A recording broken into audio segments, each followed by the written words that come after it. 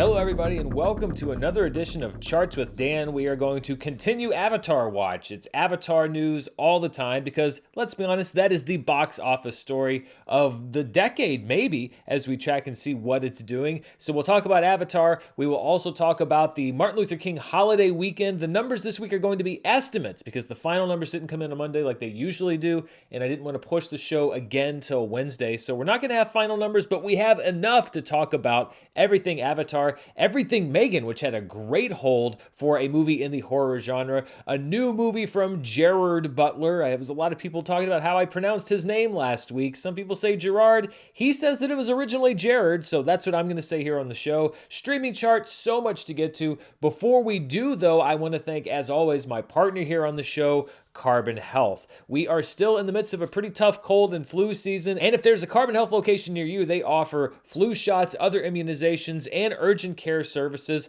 Plus, if you are in California or Massachusetts, you can make Carbon Health your primary care provider. All you have to do is download the Carbon Health app. It can show you if there's a location near you. If there's not one, you can also do a virtual appointment. Carbon Health keeps appointments open all day, every day, because they know that you can't always schedule when you're going to need your health care. I'm so happy to be partnered up with Carbon Health because I like the mission that they have, which is to provide healthcare to as many people as possible, as affordably as possible. So download that Carbon Health app right now, and let's look at the box office for this past weekend. And we're going to start with the 3-day box office. So this would be Friday through Sunday, January 13th through the 15th. The 3-day estimated numbers, as I mentioned, these are not final. Avatar: The Way of Water, another impressive hold in week 5, dropping just 29% from last weekend with $32,400,000, easily the number one movie of the weekend yet again. At number 2 is Megan, which had a 40% drop from its opening weekend, and that's with the estimated numbers. It could be even smaller once final numbers come in. 40% is good for any movie. It is almost miraculous for a movie that is in the horror genre. You know, we talk about here on the show all the time, a drop between 60 to 70% is actually considered pretty good for a horror film. So for a movie like Megan to only have dropped 40% in its second week, that shows you that it is tapping into an audience that is enthusiastic about the film, that word of mouth is strong, that people are going back to see it again. So depending on how this movie holds, we could see Megan at a $100 million domestic gross if it continues going the way that it's going. Something to watch. At number 3, speaking of holding well, Puss in Boots: The Last Wish, plus 6% over last weekend. That's right, it gained business. We call that the Greatest Showman special. This is another movie that people liked when it came out, but the buzz is out. I know that it is all over social media, TikTok, Twitter, etc., about how much people love this movie, and it is growing organically, word of mouth, people telling people. It opened fine in the holiday season, but that's what happens with these mid to late December releases. They will often play into January based off of word of mouth, people that didn't get a chance to see it around the holidays. So a great result there for Puss in Boots: The Last Wish, $14,390,000.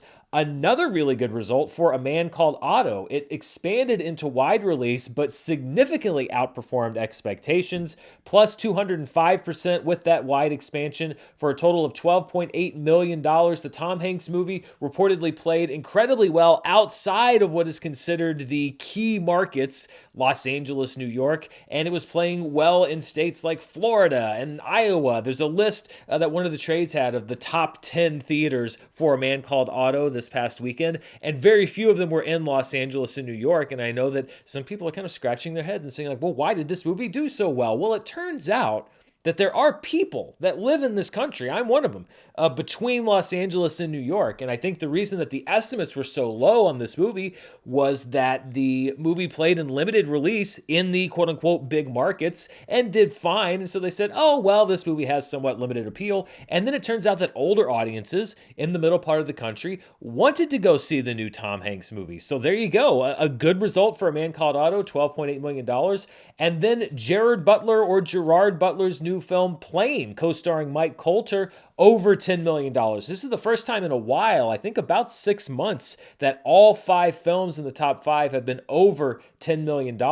An estimated $10.2 million debut. So a good debut for Plane over the 3-day weekend. And before we get to 6 through 10, you know what I like to do. I like to do these silly little charts here on the show. These are the top 5 domestic openings for movies with the word plane in the title. That is Plane or variations thereof. At number 1, the wannabe Pixar film Disney's Planes, with an opening of $22.2 million, followed by that film's sequel, Planes, Fire and Rescue, with an opening of $17.5 million. Then, of course, the wannabe cult hit Snakes on a Plane at number 3 with $15.2 million, Gerard Butler's Plane at $10.2 million, and then John Hughes' Planes, Trains, and Automobiles, one of my favorite comedies, comes in at number 5 with a debut just over $7 million. But there is a long and storied history of movies with the word plane in them, and you know what we like to do when we're telling a box office tale that has a long and storied history. We like to adjust for inflation. So if you adjust for inflation, the top 5 movies with the word plane in the title are still Planes at number 1, Snakes on a Plane jumps up to number 2 with a $22 million opening. $27 million was the adjusted opening for Disney's Planes. At number 3 is Planes, Fire and Rescue with $21.6 million. At number 4, Planes, Trains, and Automobiles. That jumps up to $18 million when you adjust for inflation. And at number 5, the sequel to one of the funniest movies ever made, Airplane 2, the sequel, which opened to $16.1 million back in 1982. It was almost an identical opening, adjusted for inflation, than the original Airplane saw back in 1980. It was very close between number 5 and 6, between Airplane and Airplane 2, the sequel. There are lots of different things that you can do with your free time. This is how I choose to spend mine. Let's look at numbers 6 through 10 for the 3-day weekend. 2023's House Party, which was originally supposed to be an HBO Max original streaming film, was pulled off of HBO Max in the Zaslav era, put into theaters. It debuts with $4 million, followed by Black Panther Wakanda Forever in its 10th week, a 33% drop and a $2.3 million total. Brendan Fraser's The Whale in week 6 drops just 4% as it expands into wide release. So about a month and a half journey for it to get into wide release as the awards buzz is cresting as we get into Oscar season proper. $1.4 million for The Whale. I Want to Dance with Somebody comes in at number 9 with a 50% drop from last week and a $1.2 million total. And at number 10, Walter Viraya, a new film out of India with a total over $1 million. So we had all 5 movies in the top 5 over $10 million. We had all 10 movies in the top 10 over $1 million, which again is something that we haven't seen as often lately, even in the heart of the holiday movie season. When we look at the 4-day weekend, this was a 4-day weekend here in the United States, the Martin Luther King Jr. holiday weekend. Not much changes in the top 10, just a little bit of a bump up when it comes to the numbers. The biggest beneficiary of the holiday, Avatar: The Way of Water, bringing in an estimated $40.6 million. That number will change when the final results come in today after this video comes out. Megan brings in $21.7 million over the holiday, followed by Puss in Boots: The Last Wish at number 3 with just over $19 million. A Man Called Otto at number 4 with $15.3 million, followed by Plane at number 5 with just over $12 million. House Party at number 6 with $4.7 million, followed by Black Panther Wakanda Forever at $2.8 million, The Whale at $1.8 million, I Want to Dance with Somebody at $1.475 million, and then we did not get updated numbers for Walter Viraya at number 10, so that total stays the same as it was for Friday through Sunday, just because no other film made enough to overtake it, even without that Monday total in the number 10 spot. Dropping out of the top 10 after 8 weeks, The Menu, which is now making its way onto streaming and video on demand. Violent Night also dropping out of the top 10 after 6 weeks as the holiday season comes to a close. And after 3 weeks, Damien Chazelle's Babylon. You don't want to see this dropping out of the top 10 after 3 weeks, especially with the meager box office results it's achieved. It drops out of the top 10 after 3 weeks, and I have a lot more to say about Babylon. very soon. We had an impressive Martin Luther King 4-day holiday weekend here, but we did not have a top 5 all-time gross from any of the movies. The best all-time gross for the 4-day weekend comes from American Sniper, starring Bradley Cooper. It made over $107.2 million over the Martin Luther King holiday weekend, followed by Bad Boys for Life in 2020, shortly before disaster struck. Avatar is at number 3. It made $54.4 million back in 2010 as it continued its box office domination. Ride Along made $48.6 million over the MLK weekend for number 4 on this list, and then M. Night Shyamalan's Glass made $46.5 million. So Avatar: The Way of Water just getting shut out of that top 5 MLK weekend gross. But I mentioned that the weekend looked pretty good. This is the chart showing what the average was pre-pandemic, 2015 through 2019. The red line there is the 2021 and 2022 average, so basically after theaters are back open. And then now you can see this week, the dotted black line is going to be our 2023 number. And as happened last week, you can see that the box office total for all films for the 3-day weekend was pretty much right between those numbers. We are significantly above what the average has been on the second week of the year since theaters actually reopened in the past 2 years, but we are also still significantly below the box office average for the 5 years preceding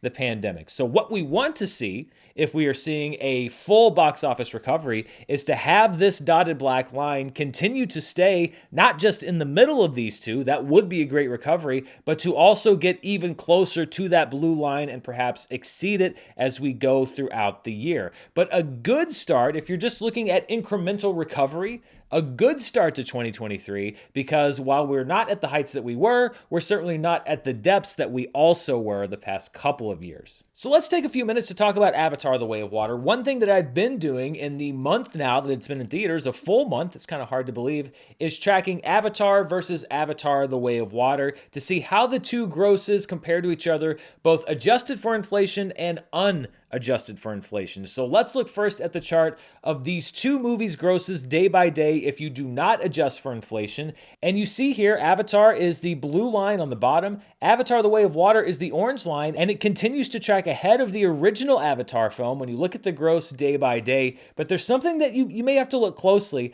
I perceive a little bit of narrowing here as we get to day 31 and 32, which are the last couple of days of release. I think that Avatar, the original film, is starting to close that gap, and that's why I say I don't think that Avatar: The Way of Water is going to match the $760 million gross of the original, because I don't think it's going to play quite as well as the original film.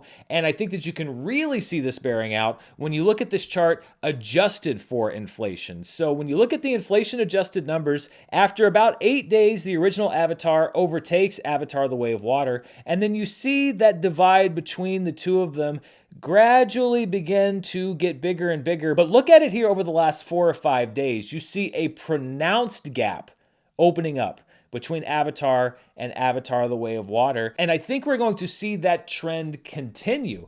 We'll talk about in just a moment how successful Avatar: The Way of Water is, but the one thing that I will say is that I don't see it being as successful, adjusted or unadjusted for inflation, as the first movie. And as we look at these two charts, I think it's going to show you why. Because I believe that the unadjusted for inflation chart, the gap between those lines is going to narrow. And when we look at the adjusted for inflation chart, I think that the gap between those two lines is going to widen over time. So that's going to be something to watch as we go over the next few weeks. Avatar: The Way of Water did not make any big moves on the domestic charts or the overall worldwide charts, but it is chipping away at some leaders. First of all, let's look at the domestic box office for 2022, or at least films that were released in 2022. And you see that Avatar: The Way of Water is still well behind Top Gun: Maverick, which would be the top grossing domestic box office film of the year. I've been on record as saying I do not believe that Avatar: The Way of Water is going to catch Top Gun: Maverick domestically. I think it may be close,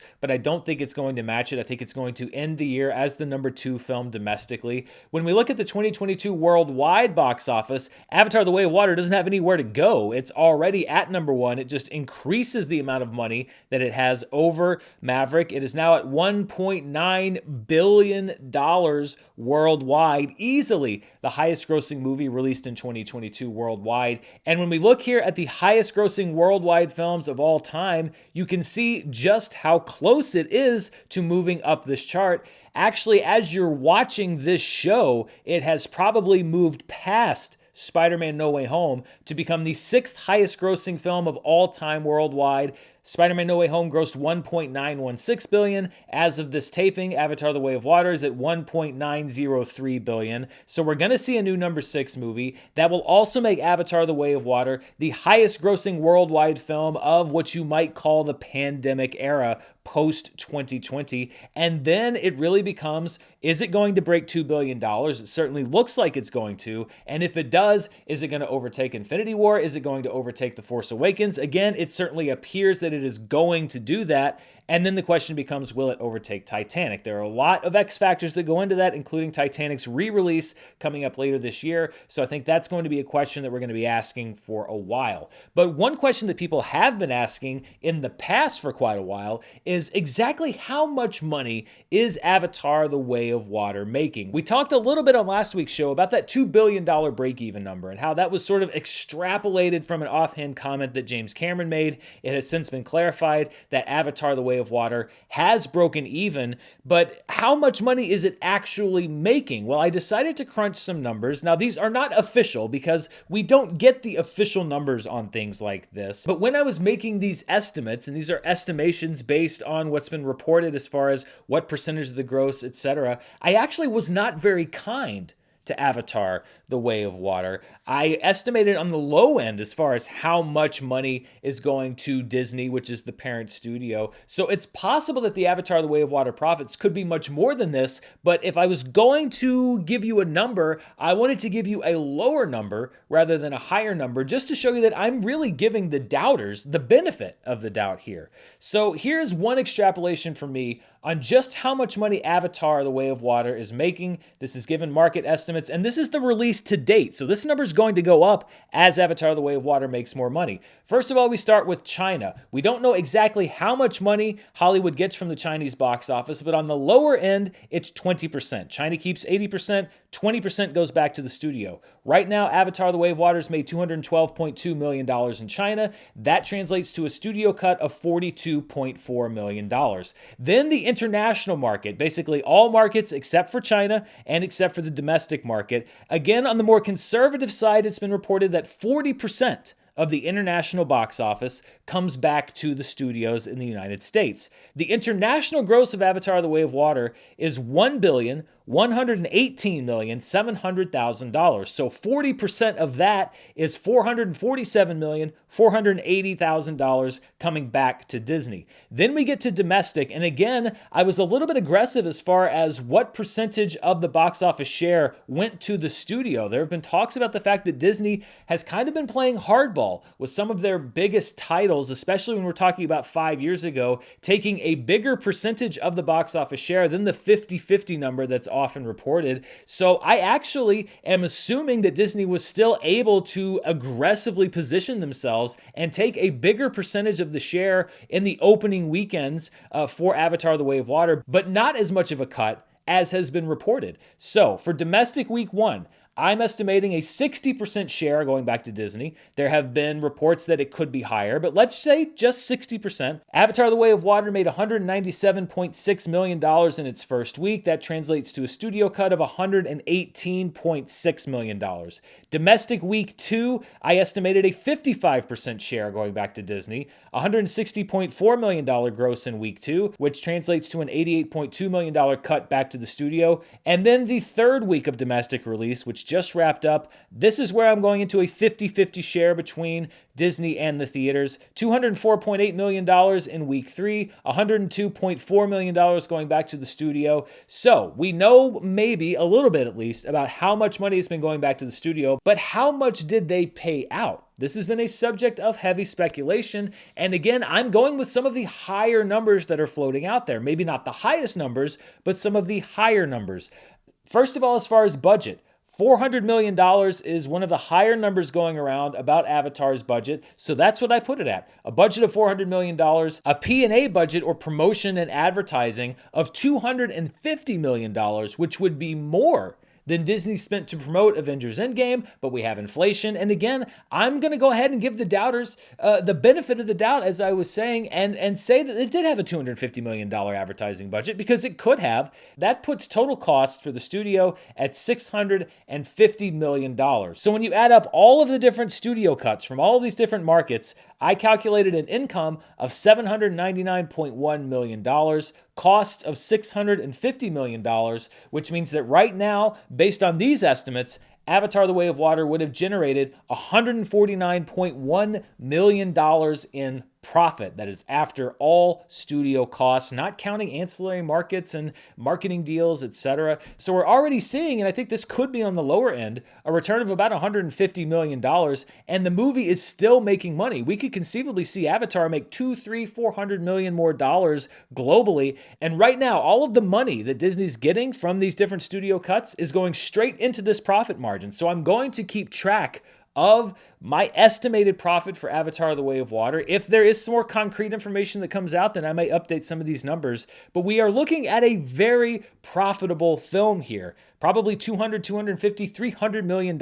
in profit. And the good news for Disney is that reportedly James Cameron made part or all of Avatar 3, at least the motion capture, etc., while he was making Avatar: The Way of Water. It's unclear just how much of this budget for Avatar: The Way of Water may be applied toward Avatar 3, so it could have a budget that's lower than the second film. If it performs similarly, then we could see an even higher profit margin. So that's a look at just how much money Avatar: The Way of Water is making. But I wanted to take this way of calculating things and turn it towards a movie that is losing money. And a movie that came out recently that is losing its studio a lot of money is Babylon. Babylon was a big swing from Paramount. They gave Damien Chazelle a lot of resources, and right now they are not seeing much return on that investment. And it's a very interesting case here because Babylon has come out domestically, but has yet to really start rolling out worldwide. So let's take all of what we just did with Avatar: The Way of Water and apply it to Babylon.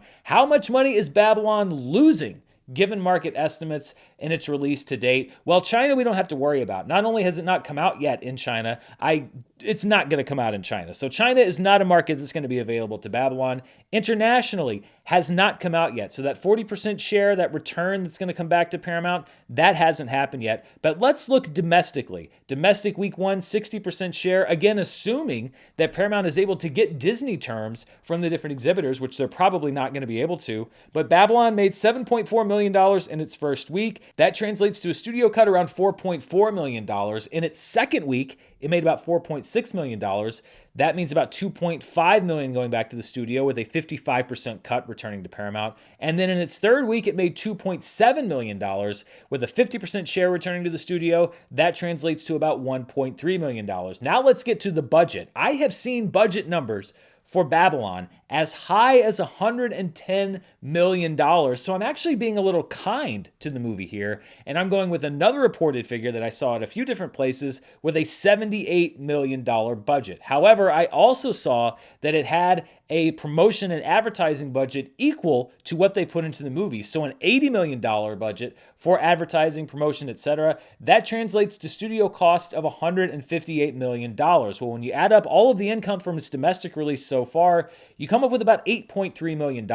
With $158 million in costs, that translates to a current loss to Paramount of $149.6 million. An accountant somewhere just cried. Now, the only silver lining to this cloud is that Babylon has not yet come out internationally. But I also did the calculations. In order for Babylon to break even, assuming that it's not going to bring in much more money from the domestic market, which it does not appear that it is going to, the basic international break-even number is $375 million, which would basically mean that Babylon has to perform internationally, as well as Black Panther: Wakanda Forever, which has made about $380 million internationally. I don't think that's going to happen. So this is another thing. I'll be looking at the international numbers coming in for Babylon.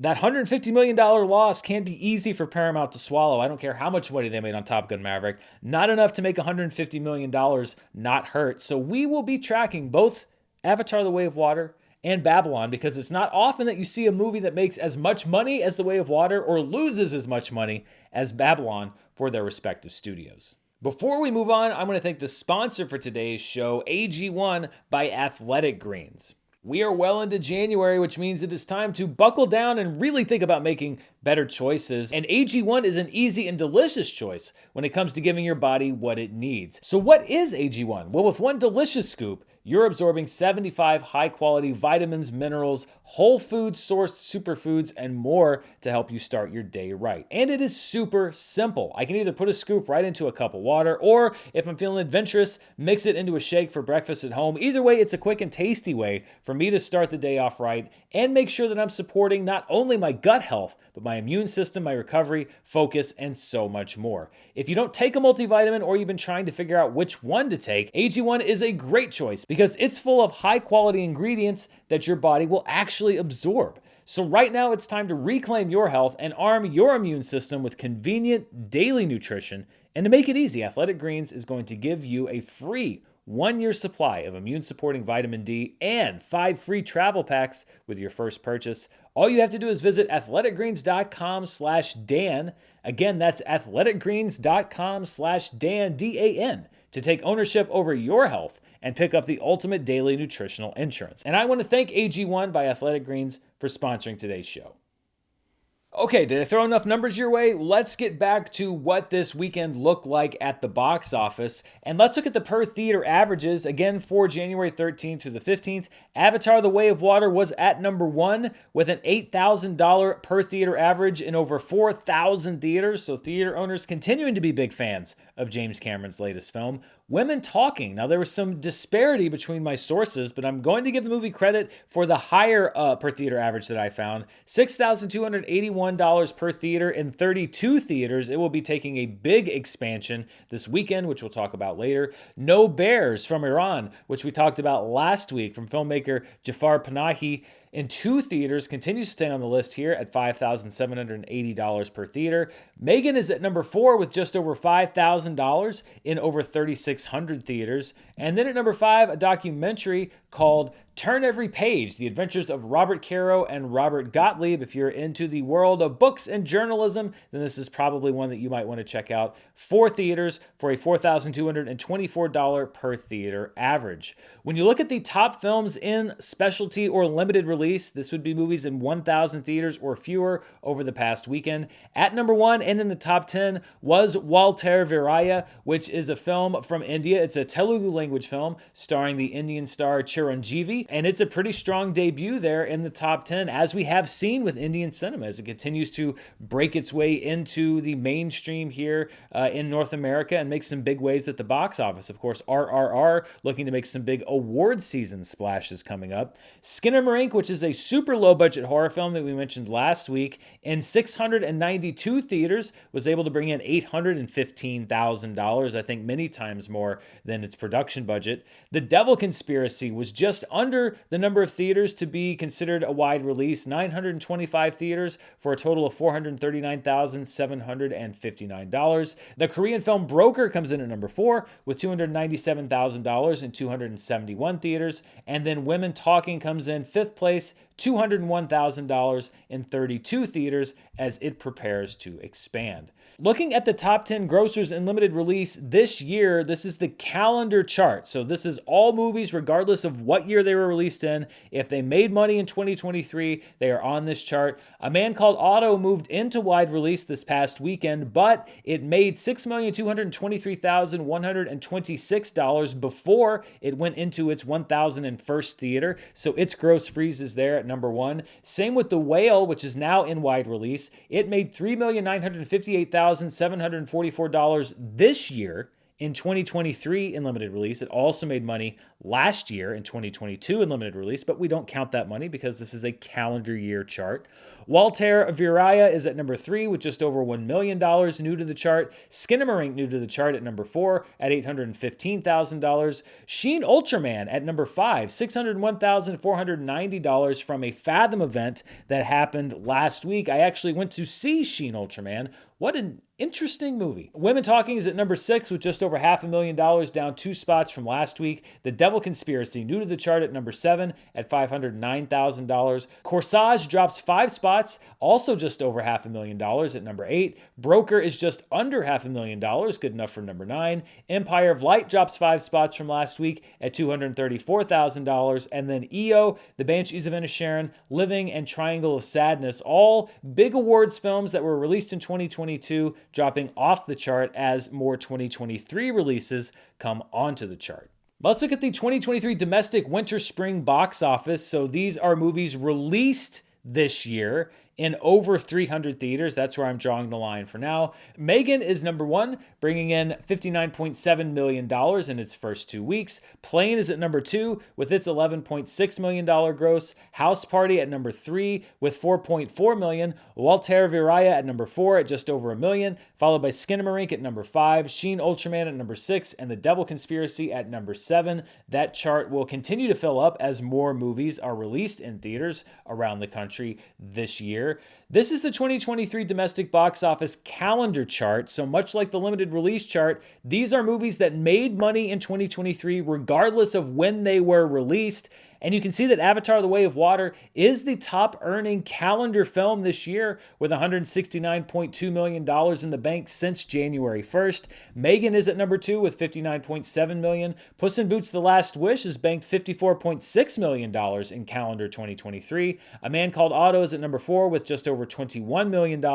Black Panther: Wakanda Forever drops 1 spot to number 5 with just over $13 million. Plane enters the chart at number 6. I Want to Dance with Somebody drops 2 spots to number 7. The Whale stays at number 8 with $5.76 million, just barely edging out Babylon at $5.72 million. And then we have House Party entering the chart at number 10 with $4.4 million. Violent Night and The Menu are 2 2022 releases that have been bumped off of the domestic box office chart. Let's take our attention now outside of the domestic box office and look at the international box office. So these are all markets outside of the United States and Canada. Not surprisingly, Avatar: The Way of Water is number 1 with $88.6 million, followed by Puss in Boots: The Last Wish with $19.8 million.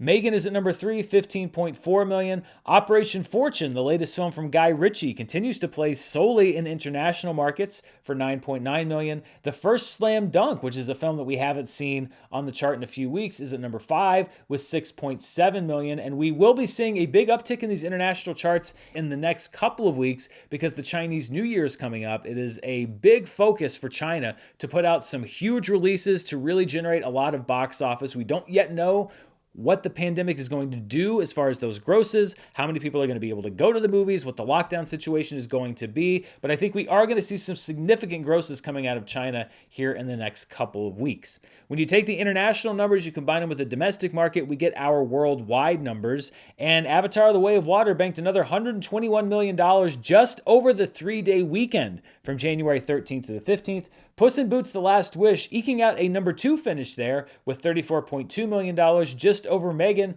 with $33.6 million. A Man Called Otto is at number 4 with $17.2 million, and Plane is at number 5 with $11.3 million. This is the part of the show where I like to take a look at a weekend from Box Office Pass, but also pay tribute to just a few people who have passed away in the last week or so, who have left a mark in the entertainment industry, movies, TV, etc. And one name that came up that was a shock because she was very prominently attending the Golden Globe Awards just a week ago is Lisa Marie Presley, who reportedly died of cardiac arrest just a couple of days after attending the Golden Globe ceremony. Lisa Marie Presley was, of course, famous for being the daughter of Elvis Presley, but also launched her own musical career, had a couple of high-profile marriages, not least of all to Michael Jackson, the daughter of the King of Rock and Roll, marrying the King of Pop himself, and a very notable chapter in her life and also in Michael Jackson's life. And then she's been very visible over the last several months as she and her family have been very supportive of Baz Luhrmann's film and of Austin Butler's portrayal of her father, Elvis Presley. And this is one of those things where, of course, it is always sad and and shocking when someone passes away. But in this case, particularly because of the unexpected nature of it, and because she and her family had been so much in the zeitgeist lately, a very unexpected end to Lisa Marie Presley's life. And then someone who passed away who was one of the last ties to the golden age of Hollywood. Gina Lollobrigida is a name that you may not know, but she was for her time an incredibly successful and incredibly popular and famous star out of Europe. She worked with some of the greatest directors of the golden age of Hollywood, including John Huston, Carol Reed, Vittorio De Sica, John Sturges, and King Vidor. And some of her co-stars included Humphrey Bogart, Errol Flynn, Burt Lancaster, Tony Curtis, Anthony Quinn, Frank Sinatra, Yul Brynner, Rock Hudson, Steve McQueen, Sandra Dee, Sean Connery, and Shelley Winters, and that's just to name a few. When you look at that list of people that she knew and that she worked with, there are a sadly diminishing number of people on this earth who can tell you what that time was like, and Gina Lollobrigida was one of those people. Truly a full life, a life well lived in movies and television and elsewhere, politics, you name it. And so Lisa Marie Presley, Gina Lollobrigida, two women that have left marks in very different ways on the entertainment industry, but will be remembered for a very long time to come. And as always, my thoughts and wishes go out to their family, friends, and fans. Let's look now at a week in box office past, and we will look at the second weekend of the year, January 8th through 10th, 30 years ago in 1993. And it was a weekend where we saw a lot of very consequential Academy Award films. At number one in its fifth week was A Few Good Men, which dropped 35.8%, but topped the box office with just over $9 million. A Few Good Men would go on to get 4 Academy Award nominations in 1993, including Best Picture. At number 2 was Aladdin in its 9th week, 46.1% drop, but still dominating at the box office with an $8.4 million take. Aladdin would go on to get 5 Academy Award nominations, including 2 wins for Best Original Song and Best Original Score. Scent of a Woman had a big expansion that second weekend in January 1993, and it came in third place with $6.4 million. Scent of a Woman would get 4 Academy Award nominations, including Best Picture, Best Director, and, of course, a Best Actor win for Al Pacino, a long sought after and deserved, at least when you look at legacy, Best Actor win for Al Pacino. At number 4 was The Bodyguard in its 7th week with a $5.2 million total. The Bodyguard received 2 Academy Award nominations for Best Original Song. So between Aladdin and The Bodyguard, they took up 4 out of 5 spots for Best Original Song. And then at number 5 is a movie that did not get any Academy Award nominations that year. Forever Young in its 4th week starring Mel Gibson came in 5th with $4.5 million, but it did co-star Jamie Lee Curtis, who may soon be getting her first Academy Award nomination. She is one of the frontrunners for Best Supporting Actress. And Forever Young was the 3rd produced feature screenplay from a young writer named Jeffrey Abrams, who would later shorten his name to J.J. Abrams. But of course, you know what we like to do here on the show when we're taking a look way into box office history, and that is to get a better sense of what those dollar figures might have looked like today as we hit the inflation button. And when we do that, A Few Good Men tops the box office with $18.2 million, followed by Aladdin at $17 million, Scent of a Woman at $13.1 million, The Bodyguard at $10.5 million, and Forever Young at $9.2 million. But there's also one other debut that week that I wanted to point out. It was the same week that we were introduced to one of the biggest icons in horror and one of the best franchises, really, when you think about it. Of course, I'm talking about Leprechaun. That's right.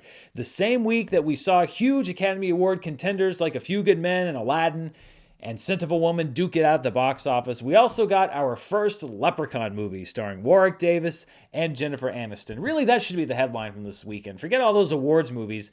That was the weekend, the second weekend in January, that we saw Leprechaun for the first time, and I really think that none of us were ever the same after that. Before we go, as always, I like to take a look at the streaming charts to see what people are watching at home through various different streaming services, and we will start, as always, with iTunes. This was the iTunes chart as of today when I'm filming the show, January 16th. At number 1 is Puss in Boots: The Last Wish, available for purchase and premium video on demand, also still doing well at the box office. Ticket to Paradise is at number 2. Tar takes a big leap up to number 3. I think some of that buzz around Cate Blanchett's performance has people curious. Triangle of Sadness is at number 4. The Fabelmans Gentleman's now available for purchase is at number 5. Devotion is at number 6. The Woman King is at number 7. Elvis as well, I think, riding some award season buzz for a resurgence here on the iTunes chart at number 8. Top Gun Maverick at number 9. And Knives Out at number 10. Looking at the most watched programs on Netflix, this is for the week of January 2nd through January 8th, and I had somebody in the comments last week ask, well, what does PFV mean? So for everybody that says, Dan, why do you explain what PFV is every week? It's because there's people that watch the show that haven't seen it every week. So this is measured by PFV. It's a custom number that I have. I take the number of hours watched for a program, I divide it by a length, and it gives me the number of potential finished views, or PFV. It's a way to just kind of even out the length of a program instead of just the raw hours watch number. And when we look at January 2nd through the 8th, it's a very actually close contest. The Pale Blue Eye ended up coming out on top with a PFV number of 19.89, followed by Ginny and Georgia Season 2 with a PFV number of 19.24. Then we had Glass Onion, the sequel to Knives Out, in a close third place with a PFV of 19.19, and in fourth place, Netflix's quasi-experimental series Kaleidoscope with a PFV of 18.03, so a very close competition near the top of the most watched programs on Netflix chart. The Glory Season 1 comes in at number 5 with a PFV of 12.48. Wednesday Season 1 continuing to dominate with a PFV of 12.46, followed by Matilda the Musical with a PFV of 9.07. Jumanji The Next Level, not available in all markets, but available in enough to chart with a PFV of 8.86, followed by Emily in Paris Season 3 with a PFV of 8.77, and at number 10, White Noise, a movie that was on my top 10 list for 2022. It rounds out the top 10 with a PFV of 6.35. Looking at the most watched Netflix programs in 2022, Glass Onion debuts on the chart this week at number 7 with its 109.8 PFV. That knocks Hustle down one spot to number 8, The Sea Beast to number 9, Troll to number 10, and Bridgerton Season 2 off of the chart. The rest of the chart remains the same, and you see there that Wednesday Season 1 continues to build on its lead with a PFV of 229.7. The next closest Netflix program is The Adam Project with a 147.2 PFV, and you see that Wednesday is very close when we look at the most watched programs from June 28th, 2021, when Netflix began providing these numbers, to today. Unless Wednesday completely falls off the chart, it will soon overtake Red Notice to become the second most watched Netflix program as far as PFV numbers go since they started providing this data. Red Notice will get jumped down to number 2, and Wednesday will jump up from number 3. It right now is about 3 PFV points, which would equate to about 3 million finished views from Red Notice. So I think it should hit that number fairly easily. We may see that movement next week. Finally, let's look at the Nielsen charts. Now, these are about a month delayed. They don't measure all devices, but they do measure almost every streaming service. There are a few that are left out, but more and more are signing on. And it gives us a rough idea of what people are watching across the different services. And when we look at the most watched streaming movies for December 12th through the 18th, Prisoners on Netflix was number 1. People really wanted to get bummed out right before Christmas with 14.2 million hours watched. Black Adam on HBO Max at number 2 didn't exactly change the hierarchy of this chart, but it did come in at number 2 at 10.5 million hours watched. Bullet Train on Netflix has been a big success, 9 million hours watched for third place there. Home Alone on Disney Plus, 8.2 million hours watched, good enough for number 4. Guillermo del Toro's Pinocchio at number 5, 7.7 million hours watched. How the Grinch Stole Christmas is at number 6 with 6.2 million hours watched, followed by I Believe in Santa at 5.4 million hours watched on Netflix. Elf on HBO Max comes in at 5.4 million hours watched flat, good enough for number 8. Home Alone 2 Lost in New York is at number 9 with 4.7 million hours watched, and Storks on Netflix ties with Home Alone 2 for that 10th spot. When we look at the most watched streaming shows for the week of December 12th through the 18th, Wednesday on Netflix is at number 1 with 35.9 million hours watched, but Harry and Meghan is a close number 2 at 28.1 million hours watched. Coco Melon at number 3, NCIS at number 4. Netflix's The Recruit debuts on the chart at number 5 with 15.4 million hours watched. The White Lotus is at number 6, Friends is at number 7, Firefly Lane is at number 8, perennial favorite Criminal Minds back on the chart at number 9, and Sonic Prime on Netflix debuting on the chart at number 10.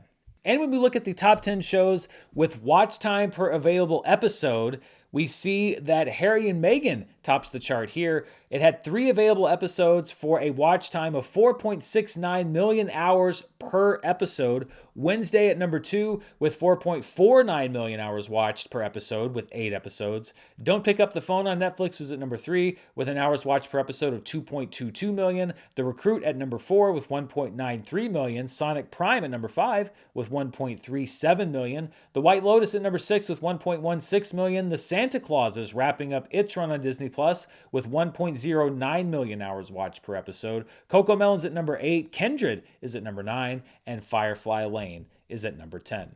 And that wraps up charts for this week, although it is a very busy week ahead when we look at things that are coming out in theaters, on streaming, etc. On Thursday, the 19th, we have the debut of That 90s Show on Netflix, which is the spinoff of That 70s Show. Of course, That 90s Show is now as far away from the 90s as That 70s Show was as far away from the 70s, and I'm having a very difficult time dealing with that. Several movies that you can maybe check out this weekend in various theaters. If you saw the John Cho film Searching and wanted something similar, there's one coming out called Storm Reed called Missing that is very similar. It's the sort of screen life film. I very much like Searching, so I'm looking forward to Missing. It opens in theaters around the country on Friday. Women Talking also expands to theaters around the country on Friday. The Sun, which was a big Oscar buzzy movie, but then didn't have great reviews. They held the expansion until after the new year. You'll see it in several more theaters this upcoming weekend. Alice Darling, starring Anna Kendrick, will also be expanding to a lot of theaters this upcoming weekend, but it is an AMC exclusive, so you will only be able to see it at that theater chain. New Gods, Yang Jian, which is a film that came out a while ago in China, will be getting a limited release through G-Kids this weekend. That Time I Got Reincarnated as a Slime, the movie Scarlet Bond, man, that is just a name that rolls off your tongue. Crunchyroll will be putting that film out in select theaters this upcoming weekend. When You Finish Saving the World will be coming out this weekend in limited release. This is the directorial debut film of Jesse Eisenberg. I saw it at the 2022 Sundance Film Festival virtually, and let me tell you, didn't care for it. It has maybe the most unlikable characters that I've ever seen in a movie, and not in that way that I think movie characters are supposed to be unlikable. I just hated everyone in the film.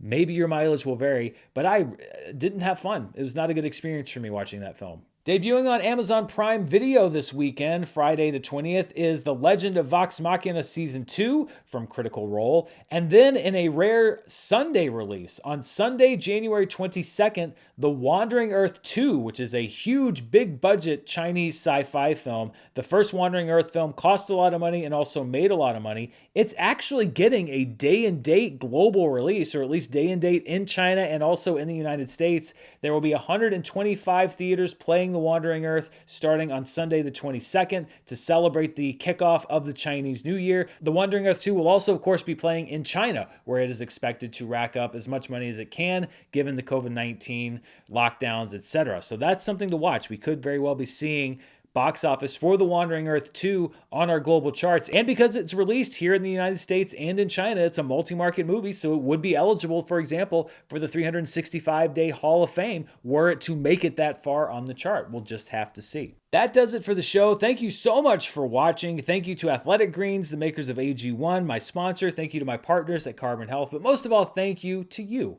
for spending part of your day with me. I'll be back later this week with more movie news, box office reviews, award talk, you name it. Thank you so much for watching. Until next time, stay safe, and I'll see you then. Bye.